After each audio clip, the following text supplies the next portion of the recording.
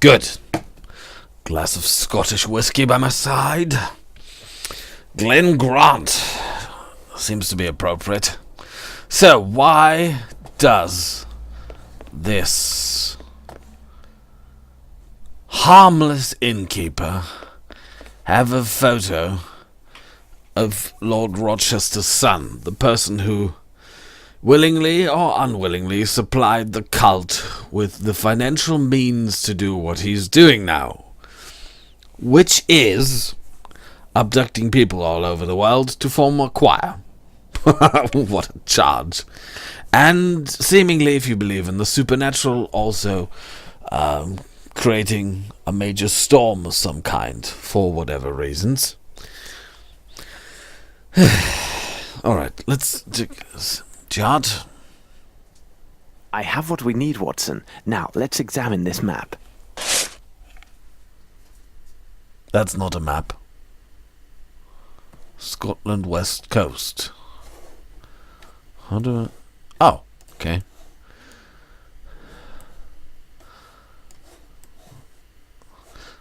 Okay. Here's Scotland. There. The Highlands. Yummy whiskey. Where's the... There's Skye. Skye. Yummy. Cromarty. Sutherland. I can't go further. Cape Wrath. Ooh. Got here. Small Isles. Mull.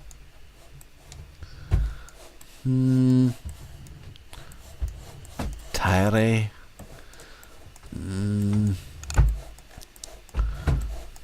That's just the islands here. We can't get to the Highlands. No. Too bad. I was looking for the Highlands, but alright, it's just the west coast. So what were the numbers? Let us pause to consider the facts, Watson. Yes. No mystery can resist an agile mind. Well, not too many agile minds in this game.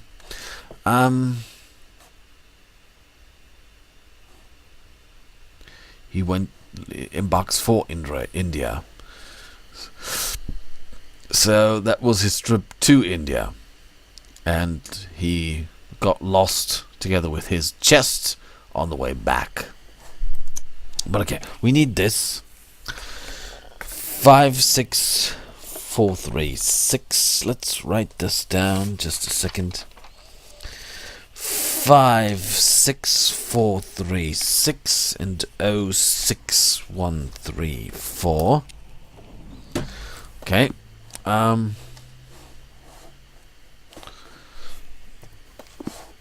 Map. Yeah. So, let's see. 5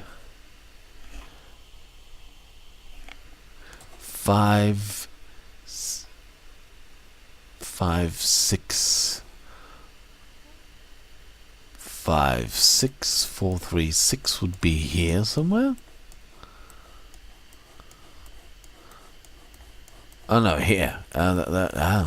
Longitude and longitude. 5 7 5 6. Okay, it's down here. 5 6 4 3 6 would be here-ish. And the other number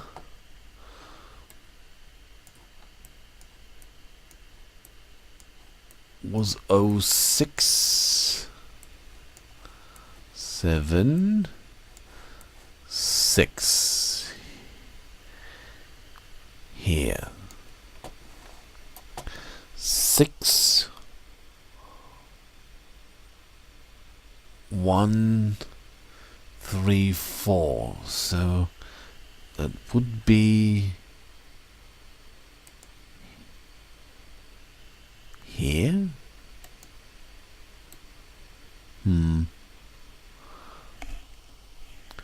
So 5 6 4 3, 6 would be here. The other one is 6, 1, 3, 4. Watson, that's what those mysterious figures meant. Longitude and latitude. They indicate a point along the Scottish coast called Ardnamurcombe. Let's bring back the key to the tavern keeper and see if he knows this place.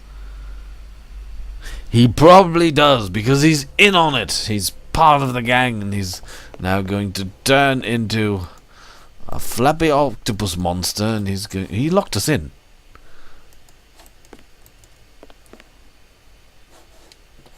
Oh no. Okay, wrong door. Okay. Hello. Did you find everything to your liking? Indeed, you are as good as your word. I found the charts just as you said. Does the name Ardnamurcombe mean anything to you? Ah, yes. It's a lighthouse along that very coastline.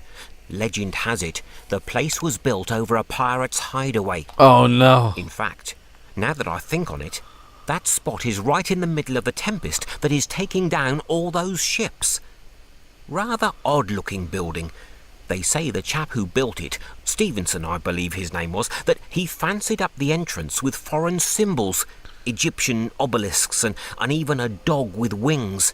Strange fixings for a lighthouse, isn't it? Oh my goodness.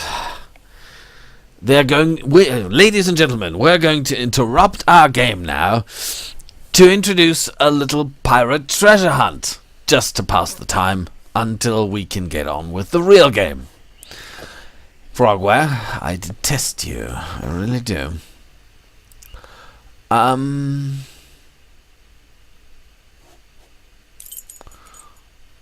We need to go back to Barnes, get the translation, then go up there.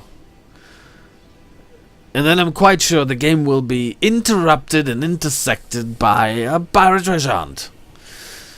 And the pirate treasure hunt will of course have muskets and swords, and then we'll use them to kill all the cultists and cut them to bacon. Is that Barnes? Didn't I click on Barnes? I clicked on... Any news? Mr. Holmes, that gent Barnes is looking for you. He says to come quick, most urgent news. Of course. Of course. Will you two get along? Come on. Look, I mean, she can't be more obvious than that. Look at him all smug, going like, yeah, I almost got it.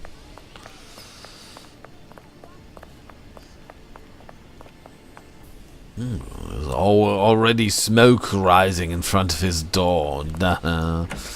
Okay, here we go. Mr. Holmes, I was able to translate the pages that you wanted. Come, I will show you. This book is quite ancient. It tells of a terrifying sect devoted to strange entities. The descriptions are vague, but we can presume the origin of this myth arises from the destructive Leviathan represented in the Bible. A creature said to sleep and dream in a strange city under the sea. In front of A Scotland. nightmare sleeping within the sea. To be exact, the pages you asked me to translate are in fact a prayer or invocation to this entity and the description of the ceremony associated with it. To be frank, what is described in this book would make one laugh, were it not for its reliance on such horribly obscene, morbid, and bloodthirsty language. And this ceremony, what can you tell me about it? Promise me you will not laugh. The book says that hundreds or thousands of years ago, during a particular alignment of the stars, a priest performed these rites, invoking the name of a destructive Leviathan. The priest intoned his name and called for his return to this earth so his followers could give him his due. The priest then asked a representative of each nation on the earth to recite the invocation and sacrifice themselves to the sea from atop a colossal natural rock tower surrounded by water. All this is quite absurd, isn't it? Pray continue, Barnes. Each nation. As you like. It goes on to say that the ceremony must be held under the image of the messenger of the outside gods. Nothing more exact is said on these entities. However, from their description, their messenger would have a form rather close to the Egyptian Sphinx, except that his face is without feature and jet black in colour.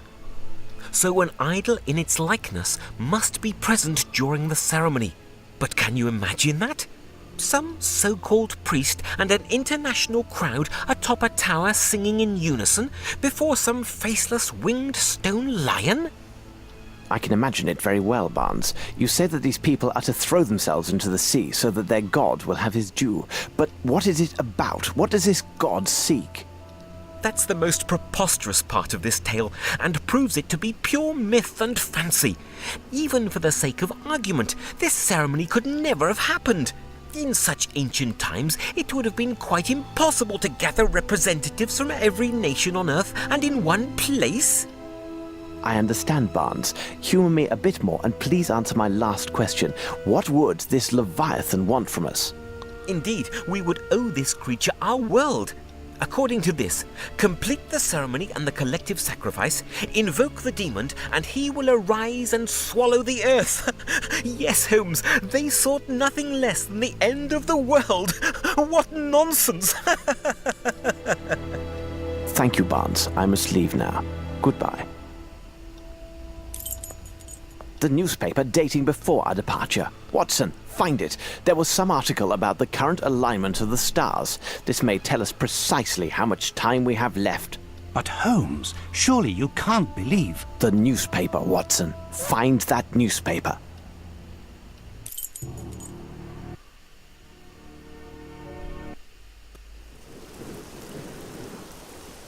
Look, Watson! The light is barely lit! This explains the shipwrecks and recent disappearances. Holmes, if we do not find a place to land, and soon, I fear they will add our names to those poor souls lost in these seas.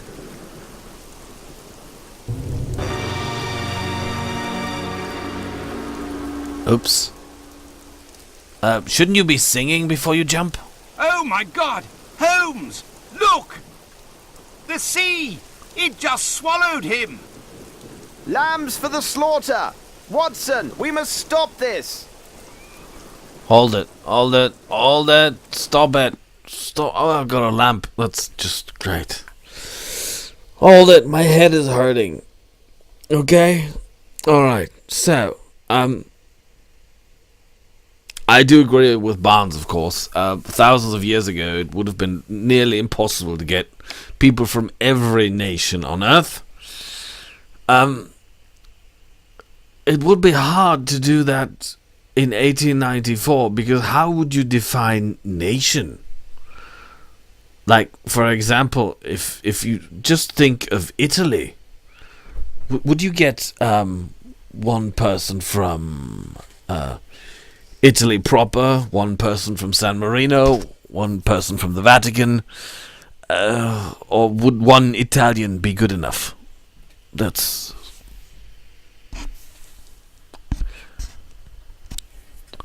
Not...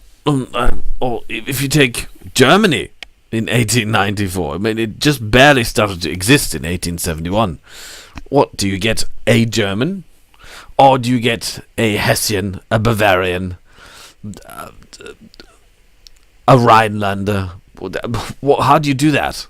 How do you define nation? Or the United States of America? Do you get a Virginian, Californian, a Texan? Do you get a Native American?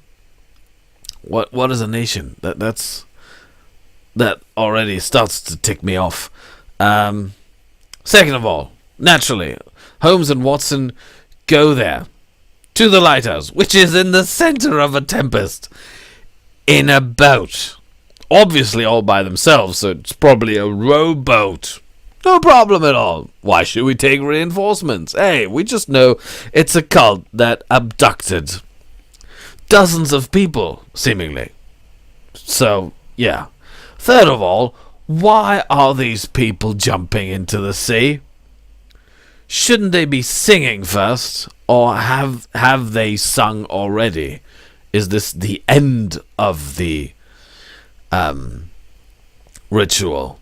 So, I don't know. They sing, and then one by one they jump off, and when the last one hits the water, Cthulhu rises. Actually, I should just lean back and do nothing and see if this game actually shows Cthulhu rising, then I'm going to find out where Frogwares is. I'm going to go there, and I'm going to buy neon yellow ties, and I'm going to nail them on their foreheads with a stapler. Sorry, Frogware. I'm just rambling and ranting, but you meant well, I'm quite sure, and of course it's not easy to make a good game. And it's this game really drives you insane. I must hand it to you. You've really done it.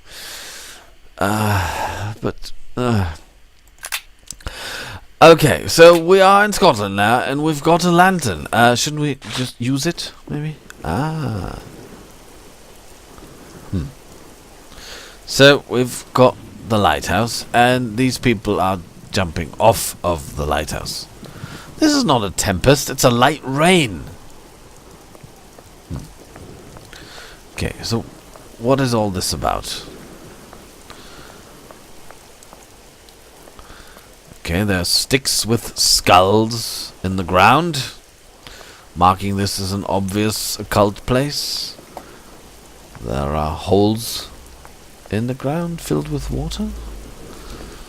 I'm quite sure that we'll have a pirate intermezzo in this somewhere.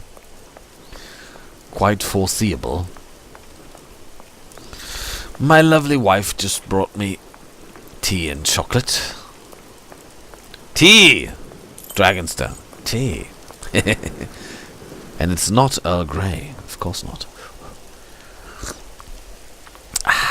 No, it's real tea. What have we got here? It is sealed tight from the inside. Well, that was to be expected. So we'll have to find a way to open it. Is that it? Holmes can run. Okay, so let's search this thingy-bob.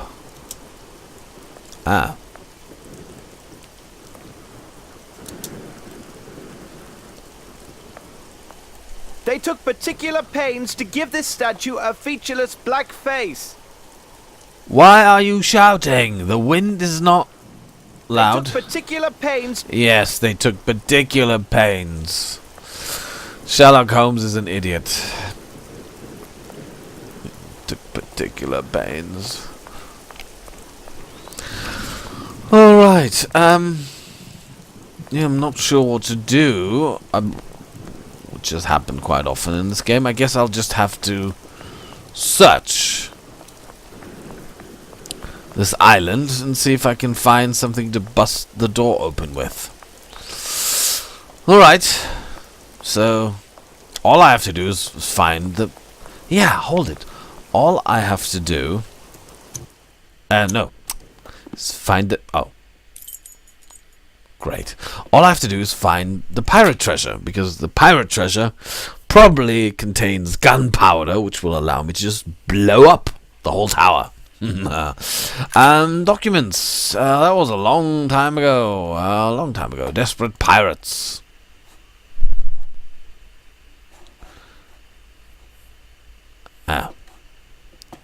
We now close this chapter on the cruise of famous pirates, with the most terrible of the lot, the dreaded sharks of McGrinty. Never before has one band of seafaring men had as many abominable and bloody crimes to their foul credit as McGrinty and his sharks. To fully list their atrocities would likely require a dozen dedicated volumes. McGrinty himself is regarded by experts as a psychopath and deviant, in spite of his indisputable seafaring skills and qualities as a leader. His refusal to give any quarter to those who surrendered is well documented, in particular his preference for dispatching the unfortunate survivors by either slicing them to ribbons or performing slow evisceration. Charming. There's also his well-known unnatural attraction to dead men of the cloth, which is supported by numerous witness statements. Well, men of the cloth have lots of unnatural attractions, so why not the other way around? Clearly a man of profane appetites and disregard for all humanity, of course.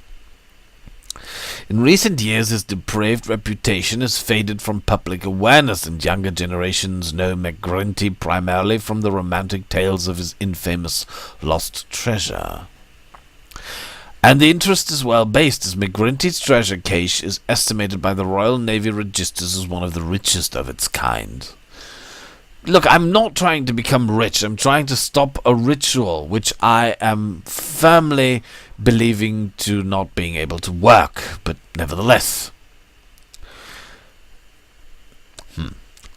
Gold, precious stones, jewelry, works of art are but some of the riches taken from vanquished ships by this pirate lord and his crew. The biggest mystery is the whereabouts of this fabled booty. No trace of it has surfaced in these long years. Nary a gold coin or scrap of cloth. History tells us very little about the faith of both the treasure and the sinister captain and his crew. There is one report that hints at the hiding place of McGrinty's lost riches, though it is of dubious quality. On November 1801, near the west coast of Scotland, the crew of a fishing boat witnessed a battle between the pirate horde and another ship. McGrinty was the victor and boarded the vanquished ship, which was laden with rum and molasses from the new continent. The fishermen then observed the pirates sailing back into coastal waters. Being sore afraid, they took to sea as quickly as possible. From that day there was little word of McGrinty and his sharks. So he has been to the west coast of Scotland. Good to know. Open my chocolate bar here. There are outlandish tales of the devil coming to claim his due, taking hold of McGrinty's vessel, the Vampire, and turning it into a ghost ship. McGrinty and his crew were never seen again, but there are those who swear they saw a ghostly vampire ship being captained and crewed by the undead. Ship full of barley and La Sombra, where have I heard that before? Other rumours surfaced over time that are, hard as it may seem, even more preposterous and deemed unworthy of mention.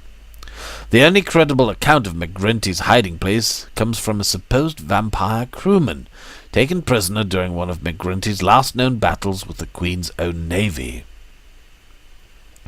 Unfortunately, McGrinty, his ship, and the rest of his men escaped once again and vanished to parts unknown. The captured brigand bartered for his skin and promised to tell the captain about McGrinty's hiding place along the Scottish coast.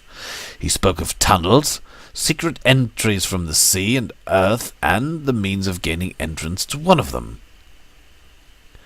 According to those present, he uttered these peculiar words: "From the middle of the 3 throwing mouths, 30 steps towards the ram." He refused to say more unless he was granted immediate safe conduct to the nearest port and released. This arrogance cost him his head. No account was given of his last words, which were deemed self-serving lies from a villain desperate to escape his final justice. And of course he wasn't from the middle of the 3 throwing mouths. So this rock that this lighthouse is standing on, as we have already seen, seems to be quite hollow. There are holes in the ground. So all I have to do is look for 3 holes through which the seawater gushes upwards, find the middle one, and then do 30 steps towards the ram. That's going to be tricky because I don't know what the ram is. Is that the statue on the lighthouse? Doesn't look like a ram, looks like a sphinx. Alright, we'll find out in the next episode, ladies and gentlemen. Pike is signing off.